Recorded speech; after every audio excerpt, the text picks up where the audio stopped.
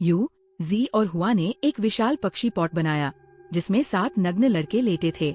उसने उत्सुकता से हाथ बढ़ाया और लड़कों के बालों को छुआ। उनमें से एक ने अपनी आंखें खोली और फिर उसकी आंखें बहुत काली हो गयी और काले रंग से ढक गयी। ये कौवा कैसे बन गया? लड़की ने कौवों को देखा और बहुत दुखी हुई। उसे हमेशा लगता था कि ये कौवे उसके खून के रिश्तेदार हैं। इसलिए उसने जंगल में एकांत में रहने वाली महिला को ढूंढा और कौवों की उत्पत्ति के बारे में पूछा। उसे एक जादुई कंघी मिली और इसका इस्तेमाल कौवे की उत्पत्ति को पढ़ने के लिए किया। बालों से किसकी याददाश्त छीनी जा सकती है? अचानक बहुत सारी यादें दिमाग में आ गईं। पता चला कि उससे पहले उसकी माँ ने लगातार 7 बेटों को जन्म दिया था, लेकिन उसे शरारती लड़के पसंद नहीं थे और उसने उन्हें कौवा बनने का श्राप दे दिया था। और फिर 7 भाई सचमुच कौवा बन गए। लड़की फिर से लड़के की तलाश में चली गई। जूजोंग लड़की को उसके शरीर से अलग करना चाहती थी और उससे कहा कि अब से वह एक शब्द भी नहीं बोल पाएगी और उसे अपने 7 भाइयों के लिए खुद ही कपड़े सिलने होंगे और उसे खुद ही यह करना था और कपड़े तैयार होने तक इंतजार करना था। लड़की अपनी इच्छा पूरी करने की कोशिश करती है। वो खुद भी ऐसा करना चाहती थी।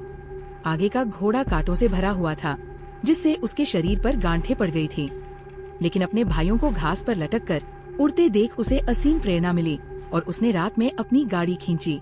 वो वापस लौटी, थके हुए शरीर के साथ गुफा में गई। उसके भाई पहले ही सो चुके थे। उसे अपने बगल में एक नया पक्षी पॉट पाकर खुशी हुई। कोई आश्चर्य नहीं कि ये घास फेंकते हुए इधर उधर उड़ता रहा। पता चला कि यह उसके लिए बनाई गई एक पॉट गर्ल थी। वो अंदर गई और गहरी नींद में सो गई। दूसरे दिन उसने पिछले भांग पर लगातार 5 दिनों तक काम करना जारी रखा। अंत में वे सभी पूरे हो गए। बारिश हुई। लड़की बारिश में खुश थी। जब बारिश रुक गई तो लड़की चावल रखने के लिए पहाड़ से नीचे चली गई। बातचीत का सिलसिला शुरू हो गया। पता चला कि 2 राजकुमार शिकार पर निकले थे। उन्होंने अपनी शिकार की राइफलों से मकई के खेत में गिरे जंगली सुअर पर निशाना साधा जो लड़की के ठीक बगल में था। जंगली राजकुमार ने गोली मारकर उस डरी हुई लड़की को मार डाला दूसरे जंगली सुअर के लिए। जैसे ही राजकुमार गोली चलाने वाला था, कौवा दोस्त बीच बचाव करने के लिए उड़ गया, लेकिन राजकुमार से डर गया और गलती से उसे मकई के खेत में गोली मार दी। लेकिन भयभीत राजकुमार ने उसे जंगली सुअर समझ लिया। उसका कौवा भाई उसे बचाने आया, लेकिन भयभीत राजकुमार ने उसे घायल कर दिया।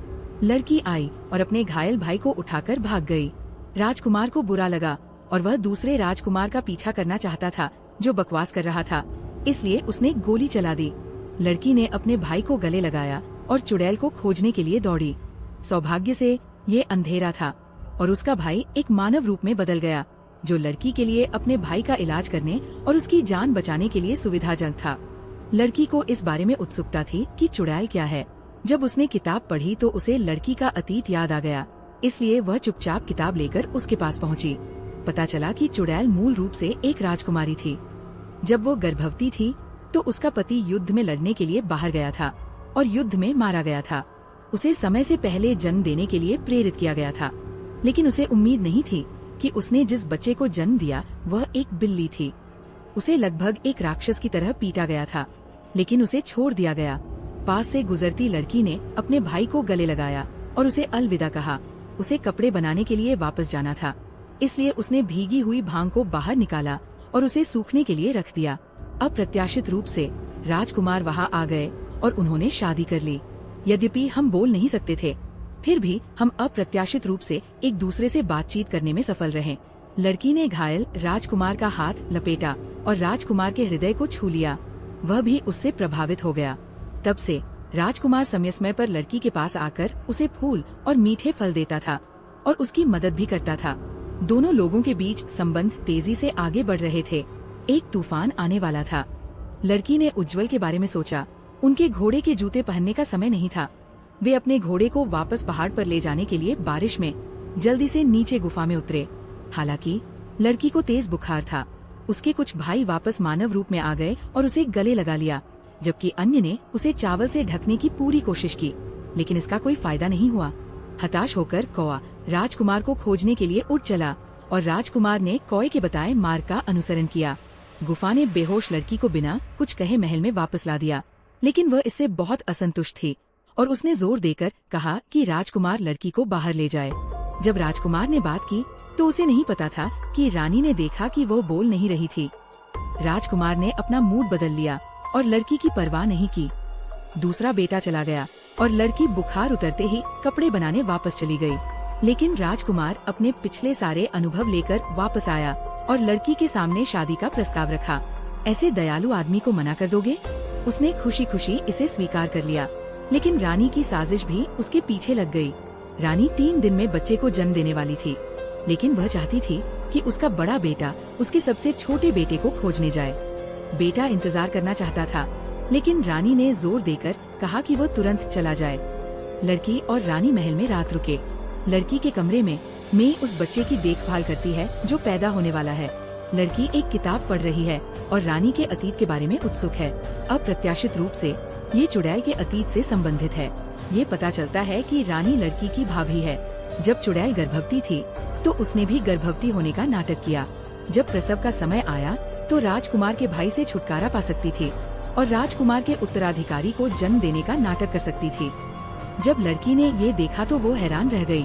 वो 6 तैयार कपड़े लेकर चली जाना चाहती थी, लेकिन इस बार वो क्रोधित हो गई। इस बार रानी ने बच्चे को उसके हृदय में लौटा दिया और बच्चे की अच्छी देखभाल करना चाहती थी। भाइयों ने समय रहते लड़की को पकड़ लिया और लड़की जल्दी से सिलाई करने लगी। वह खुद का बचाव करने के लिए बोलने में असमर्थ थी और उसे काल कोठरी में घसीटा गया। रस्साकशी के दौरान उसके कपड़े जमीन पर गिर गए। सौभाग्य से एक दयालु युवती ने उसे उन्हें वापस पाने में मदद की। लड़की जेल पहुंचने तक सिलाई करती रही। अंत में कपड़े सिल दिए गए।